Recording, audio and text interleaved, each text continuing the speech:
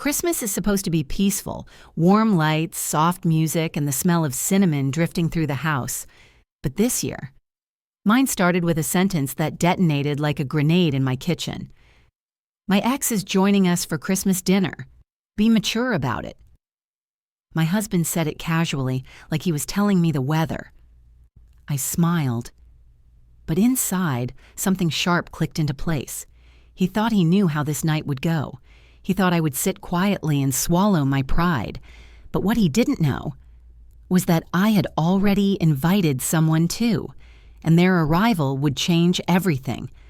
What happened next stunned everyone. Stay with us. This amazing story will leave you speechless. Before we get started, hit like, share, and subscribe, and drop your location in the comments. Christmas has always been my season of calm, my one dependable escape from deadlines, arguments, and the constant juggling act of married life. I love the ritual of it. The soft glow of string lights, the cinnamon candles burning on the counter, the slow simmer of my grandmother's stew filling the house with warmth. But that morning, as frost clung to the kitchen window and the world felt quiet enough to breathe, my husband walked in, carrying a storm. He spoke so casually, like he was asking me to pass the salt. "My ex is joining us for Christmas dinner," he said.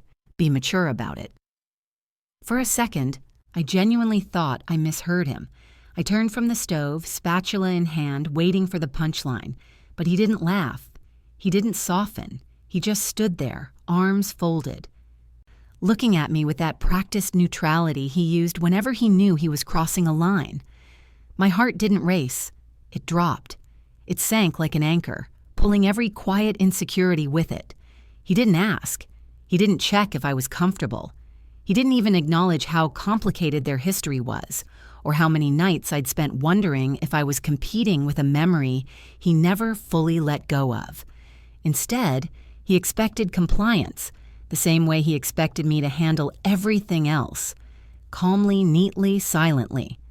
I swallowed the knot in my throat and nodded, because that was the role he'd pushed me into over the years. The reasonable wife. The understanding wife. The wife who never made a scene. "Of course," I said, my voice steady but my stomach twisting. He smiled faintly, relieved, completely unaware of the quiet shift inside me, like something fragile had snapped, but not in the way he imagined. Because the more I thought about it, the more I realized this wasn't just inconsiderate. It was deliberate. And if this Christmas dinner was going to test my maturity, then he was about to learn just how mature I could really be. What he didn't know was that his little announcement had sparked something in me, something he wasn't prepared for. When I told him, of course, something in his shoulders relaxed, like he'd just defused a bomb he never bothered to disarm properly.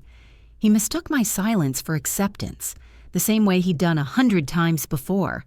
But this time, I wasn't being quiet because I agreed. I was quiet because I was thinking, planning, rewiring the entire situation in my mind. He walked away humming some Christmas tune, completely confident that he had handled me. And maybe that was the moment everything changed. Because watching him stroll out of the kitchen with that smug ease didn't hurt as much as it clarified things. He genuinely believed I was predictable, manageable, someone who would swallow discomfort for the sake of peace. I wiped my hands on a towel and caught my reflection in the oven door. My smile looked soft, too soft for the storm building behind it. A smile like that should have warned him. It was the same one I wore the night I calmly told him we were switching banks because he forgot to mention a large withdrawal he made.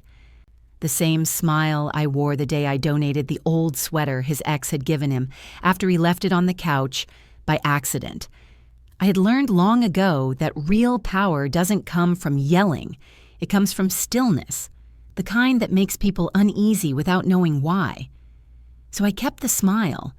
I kept stirring the pot on the stove, and I let him believe the story he'd written in his head, that I would play along, gracefully, quietly, like a good wife hosting a peaceful holiday dinner. He didn't know that my silence wasn't surrender. It was strategy. and the plan forming in my mind, it was going to turn his request for maturity into the biggest mistake of his holiday season.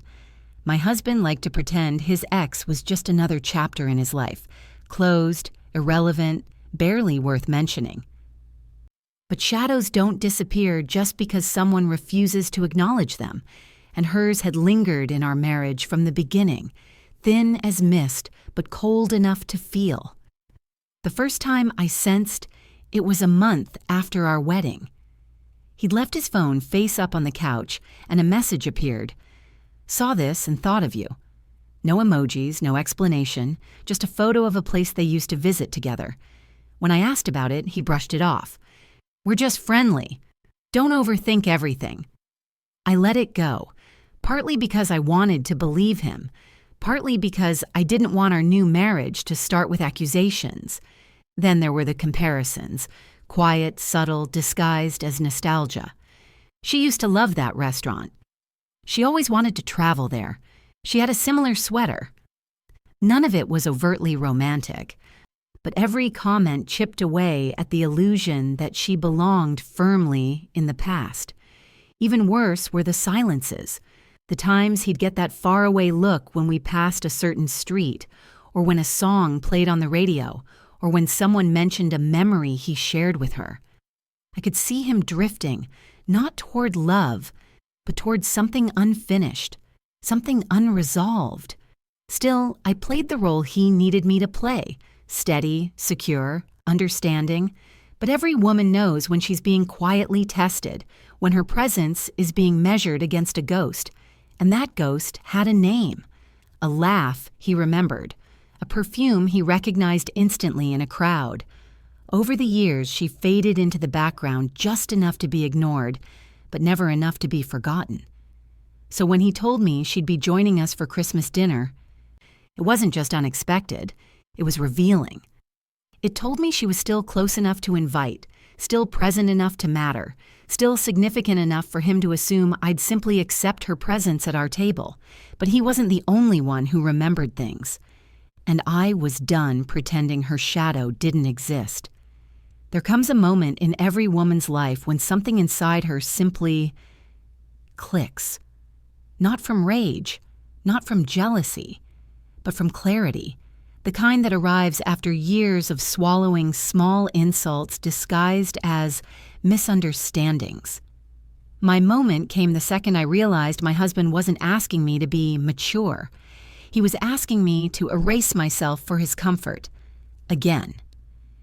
I stood in the kitchen long after he walked away, the Christmas lights blinking softly against the window. I watched their reflections flicker like tiny warnings, each one reminding me of a time I'd chosen peace over honesty. The dinner he forgot to attend, the message he brushed off as harmless, the anniversary he nearly spent with coworkers because plans changed. Individually, they were small. Together, they formed a pattern of me shrinking so he could stretch comfortably into every space of our marriage. And inviting his ex for Christmas was just another way of testing the limits of my patience, as if my boundaries were elastic, meant to be pulled until I snapped. But here's the thing. I didn't snap. I straightened. I wiped the counter, took a slow breath, and let a different kind of resolve settle into my bones. The kind that doesn't storm out or scream. The kind that prepares, calculates, chooses its moment. Because if he wanted maturity, then maturity he would get. Just not in the way he imagined. Not the quiet compliance he expected. Not the soft acceptance he relied on. My breaking point didn't destroy me. It sharpened me. I wasn't going to be the woman who sat politely while old flames were rekindled across my dinner table. If he wanted Christmas unforgettable, then I was ready to oblige, just not on his terms. The idea came to me quietly, the way good ideas often do, not with fire, but with a whisper. If my husband was bold enough to invite his ex without warning, then there was no reason I had to face her alone. Not when there was someone else who deserved to know the truth just as much as I did, someone who might already suspect it, someone who had just as much to lose. I found her fiancé's number buried in an old message thread from a mutual acquaintance. We'd met once, briefly, at a charity event, where he joked about keeping an eye on old flames that flicker too brightly. At the time, I thought he was being lighthearted. Now I wondered if he'd been speaking from experience. My fingers hovered over the screen for a long moment. Calling him felt like crossing a line, but that line had already been crossed the second my husband decided to surprise me with his ex at Christmas dinner. So I pressed call. He answered on the second ring, voice warm but edged with confusion. "Hey, everything okay?" I didn't dance around it. "I thought you should know," I said gently. "Your fiancée is joining us for Christmas dinner. My husband invited her. Yesterday." There was a long, heavy silence, the kind where truths settle before they take shape. I had a feeling something was off, he finally said. His tone wasn't surprised, it was resigned. "She's been distant and defensive, especially when I ask about him." I felt a pang of sympathy, not for her, for him, for being pulled into the same shadow I'd been living under. We talked for nearly half an hour. Each detail he shared filled gaps I didn't know existed. Late-night messages, convenient half-truths, emotional leftovers she never scraped clean. When I finally said, "You're welcome to join us if you'd like," his breath caught. "You sure?" "Positive," I replied. Because this wasn't about ambush or revenge. It was about balance, restoring it, reclaiming it, demanding it. And something told me Christmas dinner was about to get very, very interesting. Christmas Eve should have felt magical, but the air in our house vibrated with something else, something sharp, like tension wrapped in tinsel. I moved through the living room, adjusting ornaments, fluffing pillows, straightening candles, all while feeling his eyes occasionally flick toward me. He was watching me too closely, as if waiting for me to crack, to protest, to react. But I didn't give him the satisfaction. Instead, I hummed softly while setting the table, letting the quiet composure unsettle him. And it worked. He kept clearing his throat, pacing, pretending to scroll his phone. He wasn't nervous about hosting Christmas. He was nervous about the secret he hoped would stay secret, the emotional tether he still shared with his ex, the one he assumed I'd never question. He tried making small talk, as if tossing breadcrumbs toward normalcy. "Should we use the fancy plates? Do we have enough candles? Did the roast thaw completely?"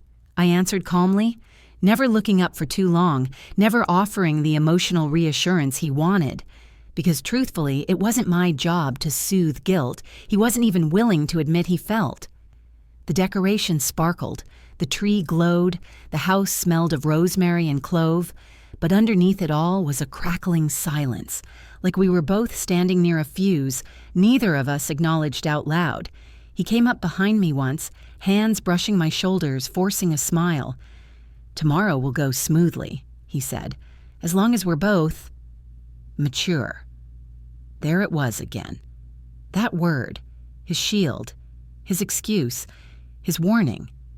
I simply nodded. Because he didn't know maturity was already in motion, quietly, methodically, waiting for the moment the truth would unfold at the dinner table. And Christmas Eve was only the calm before the storm he never saw coming. Christmas morning drifted in quietly, the kind of soft winter light that usually made everything feel peaceful. But today, the calm felt borrowed, like it didn't quite belong to us. I had just finished garnishing the salad when the doorbell rang. Too early, much too early. My husband's head jerked up from the couch, eyes widening for a split second before he smoothed his expression into something practiced. "She must have been nearby," he said. "Nearby." Of course. I walked to the door, each step measured, steady. When I opened it, there she was, standing on my porch like she'd been waiting for this moment.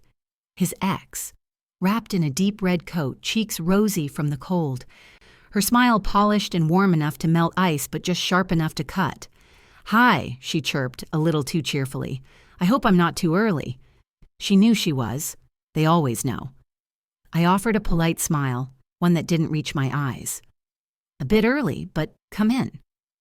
She stepped inside with the confidence of someone who had once belonged here, and maybe still believed she did. Her eyes traveled over the decorations, the photos on the wall, the gifts under the tree. "Oh, wow," she said. "Everything looks different." Different. Not better, not beautiful, just different. My husband appeared behind me, his voice brightening in a way I hadn't heard in months. "Hey, you made it." Made it. Like she'd completed some sacred journey. She laughed, leaning in for a hug that lingered half a second too long.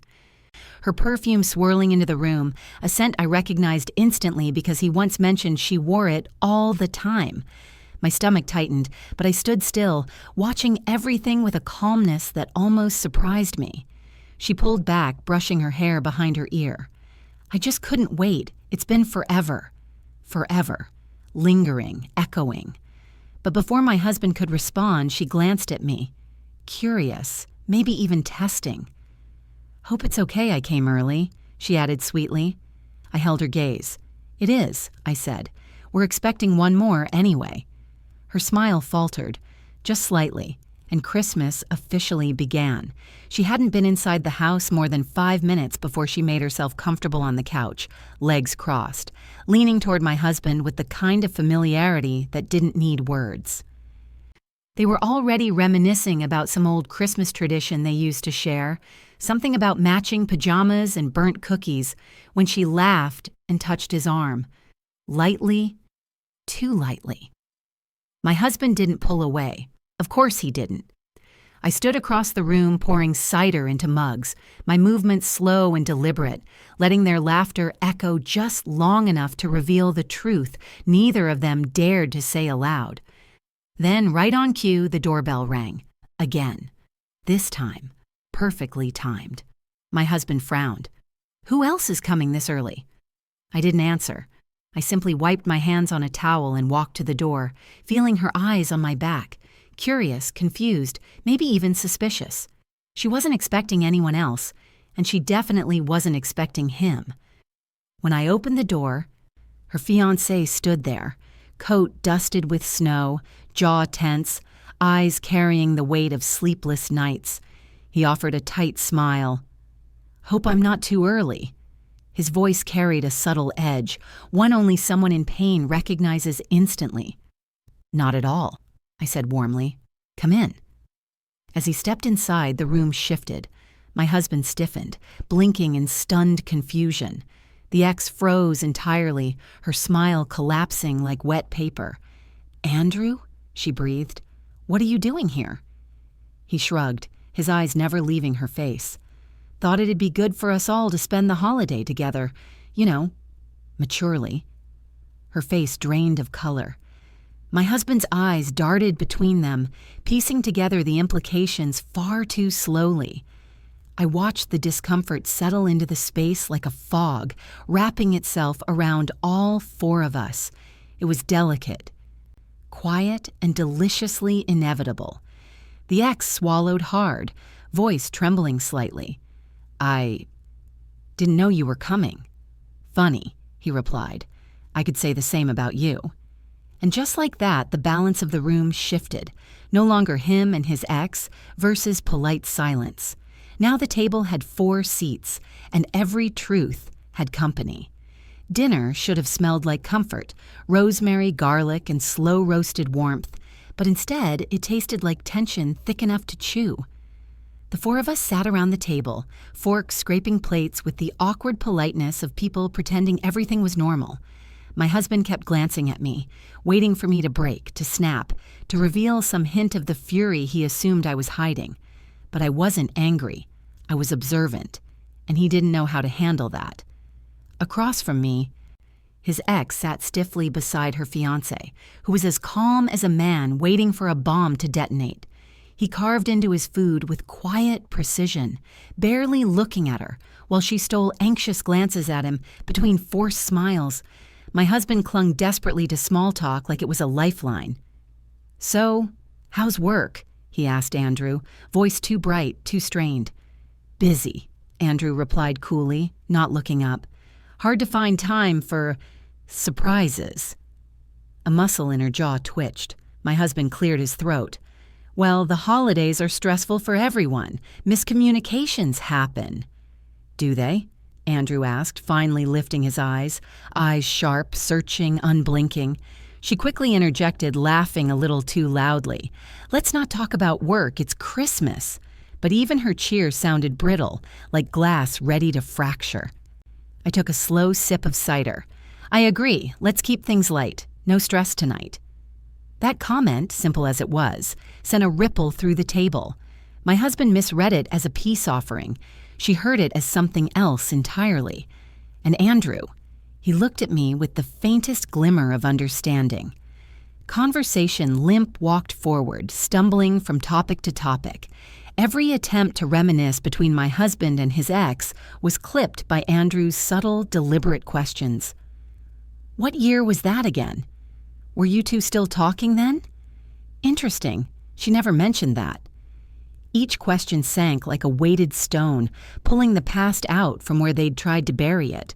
Meanwhile, I kept my voice soft, my smile steady, carefully balancing the temperature of the room. My husband mistook it for grace. She mistook it for ignorance. Andrew knew better. The longer we sat, the clearer it became that this wasn't dinner. It was a fault line. And with every passing minute, the ground beneath us started to rumble. Something was going to give, and soon. It happened slowly at first, little cracks in their stories, mismatched details that didn't fit together no matter how they rearranged them. Andrew noticed it before anyone else. He leaned back in his chair, arms crossed, watching the two of them the way a detective watches suspects who haven't realized the interrogation started an hour ago. So, he said casually, when was the last time you two spoke? My husband straightened. She stiffened. Their reactions were too synchronized, too rehearsed, and Andrew caught it instantly. She forced a laugh. Oh, months ago. Right? She looked at my husband for confirmation, but his eyes flickered. Just for a moment, barely long enough for most people to see. But I saw it. Andrew saw it. That tiny, traitorous hesitation. My husband cleared his throat. Yeah, just occasional check-ins about old stuff. Nothing serious. Check-ins, Andrew repeated softly, tapping his finger against the table. Interesting choice of word. She shot him a warning look, sharp, pleading, but it was already too late. The room had shifted. Something fragile had been exposed. I set my fork down. Old stuff like what? I asked, keeping my voice gentle, almost curious. My husband blinked too fast. Just, memories, mutual friends, normal things. But if they were normal, he wouldn't be stumbling over them. Andrew leaned forward, his voice low. Funny. Because she told me she hasn't spoken to you in almost a year. Her breath hitched. My husband turned pale. The lie hung in the air like a dropped ornament threatening to shatter. I must have misremembered, she whispered, fingers tightening around her napkin. No, Andrew said calmly. You didn't. My husband looked between us, between the three people who suddenly saw him with unsettling clarity. This is getting blown out of proportion, he said. We're all just tense. But it wasn't tension. It was truth pressing against the seams of their denials, threatening to break them wide open. And for the first time that night, I saw fear flicker behind my husband's eyes, not fear of being caught, fear of realizing he already was. The room didn't just go quiet, it tightened, like every word, every breath was suddenly under surveillance. My husband shifted in his chair, the fabric of his shirt stretching across his shoulders, as if he wished he could disappear into it. His ex stared at her plate, cheeks flushing, jaw trembling ever so slightly. Andrew wasn't finished. So, he said, voice deceptively calm, if you two haven't talked in nearly a year, how did you know each other's Christmas plans? Her head jerked up. My husband's fork clattered against his plate. I just guessed, she sputtered. We used to do Christmas at his place sometimes, and Sometimes, Andrew interrupted, brows lifting, because the way you rushed here early felt more like someone comfortable with the routine. She swallowed, eyes darting toward my husband like a drowning person searching for a lifeline. But he was already sinking himself. I didn't rush, she insisted. I was just excited. It's been a long time, and it hasn't, Andrew said, voice cutting through her excuse like a blade through silk. It hasn't been a long time at all, has it? My husband slammed his hand lightly on the table. Okay, that's enough. We're turning a holiday dinner into an interrogation. No, Andrew replied. We're finally telling the truth. My husband's jaw tensed. There is no truth to tell. Nothing happened. But his eyes, those betraying, flickering eyes, said otherwise. She exhaled shakily. We just talked, she whispered. That's it. How recently? Andrew pressed. She hesitated. Too long. My husband snapped. Stop grilling her. She can answer for herself, Andrew shot back. Or would that make things worse for you? I watched the exchange unfold like a match tossed into dry grass.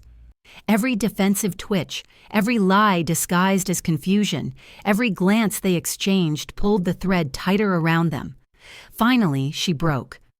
We didn't do anything, she cried. But yes, we talked. More than I said. We met for coffee. Once, maybe twice. My husband closed his eyes, defeated. It wasn't emotional, he muttered.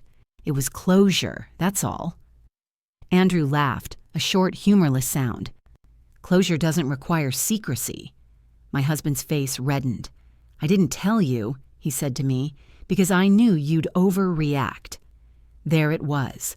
The insult disguised as justification, the arrogance wrapped in deflection. And just like that, the final barrier between truth and confession fell away.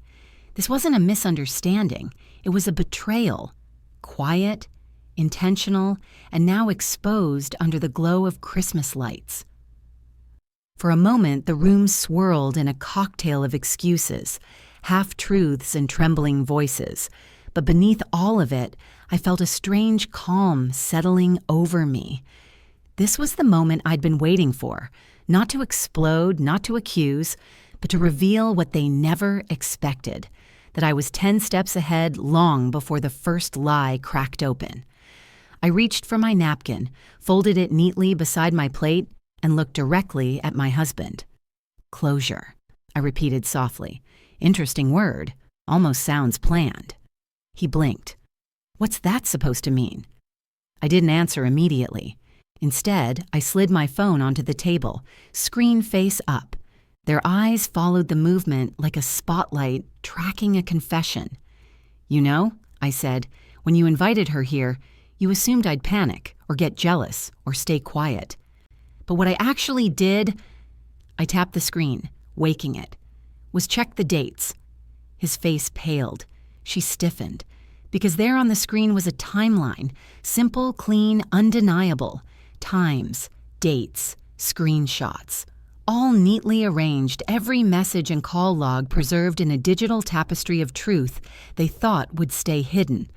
Her fiancé leaned forward, eyes narrowing. What am I looking at? Patterns, I said calmly. Messages deleted on one end but not the other. Calls made after midnight. Coffee shop receipts charged to a shared card. 3 meetings, not 1, not 2, 3. My husband's voice cracked. You're spying on me? No, I replied. I'm confirming what you refuse to admit.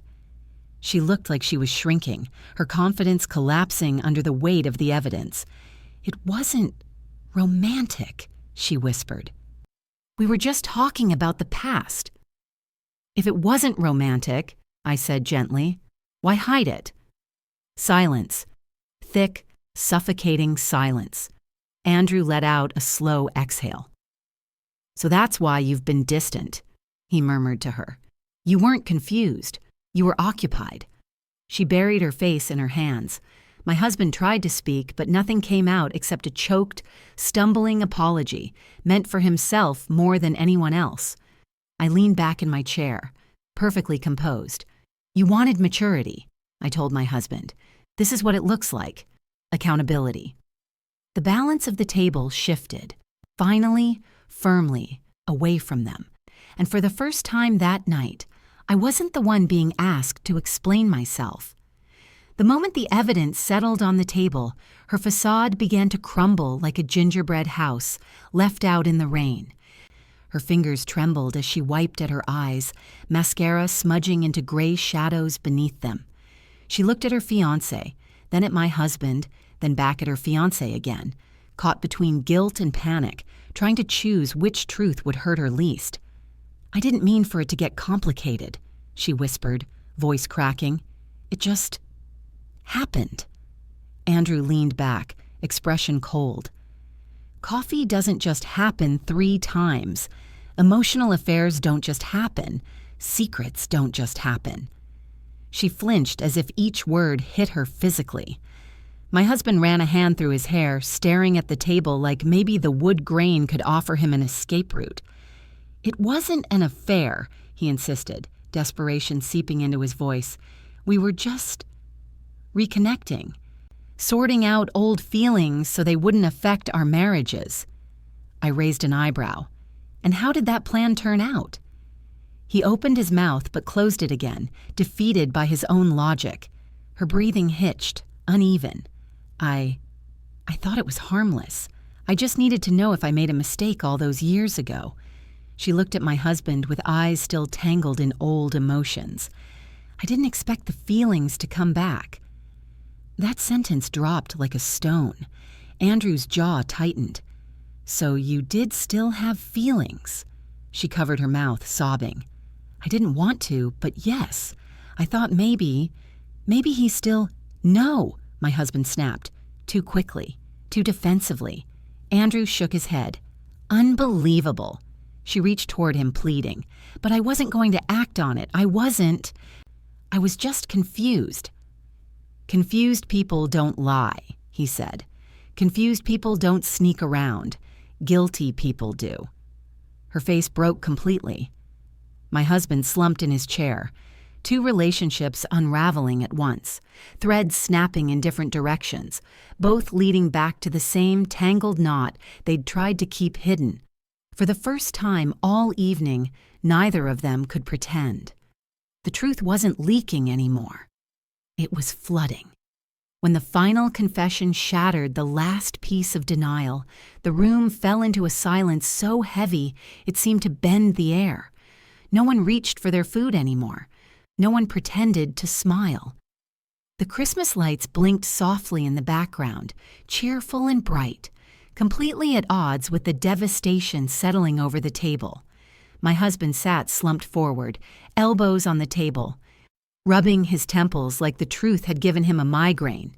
His ex continued to cry softly into her napkin, shoulders trembling, mascara streaking downward like ink dripping onto torn pages.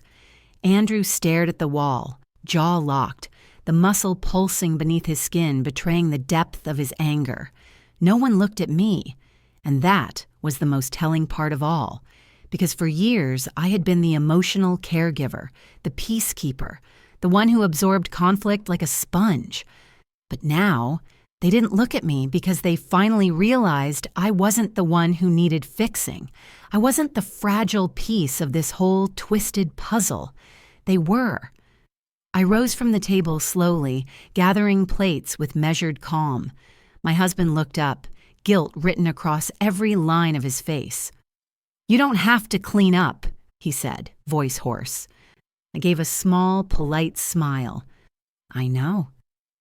I carried the dishes to the sink as their conversation dimmed behind me, whispers between the ex and her fiancé, a few broken apologies from my husband, the sound of a life unraveling one tangled thread at a time.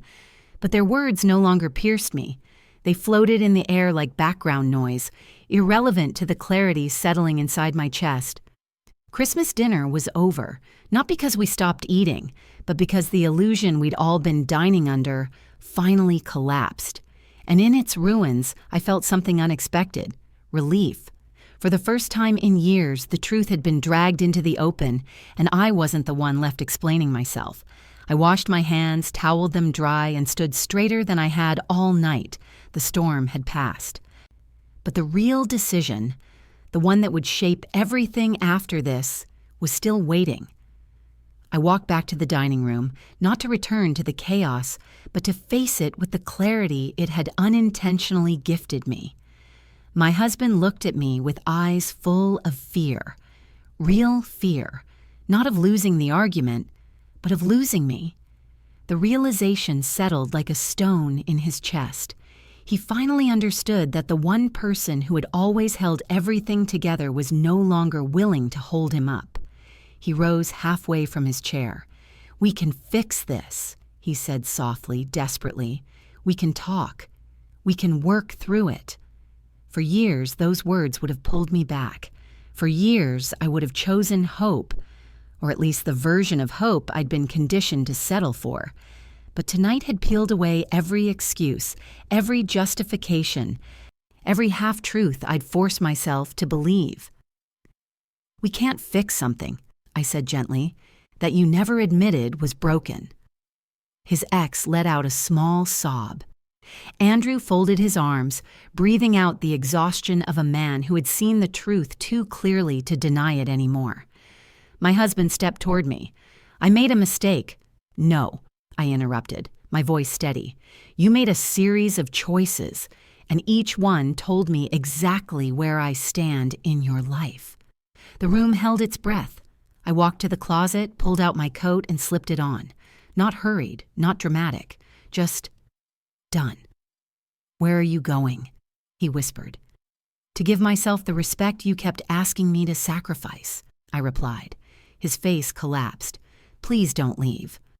I turned to him, calm and unshaken. "You told me to be mature about all this. And this," I gestured to the wreckage of the night, "is the most mature decision I've ever made." Behind me, the ex stared into her lap. Andrew watched with a solemn nod, understanding what it meant to reclaim your worth. I stepped outside into the cold December air, the quiet strikingly peaceful after the storm inside. Snowflakes drifted down, catching in my hair, soft and gentle. Nothing like the chaos I'd finally walked away from. And as the door closed behind me, I felt it, the weight lifting, the fear dissolving, the beginning, finally beginning.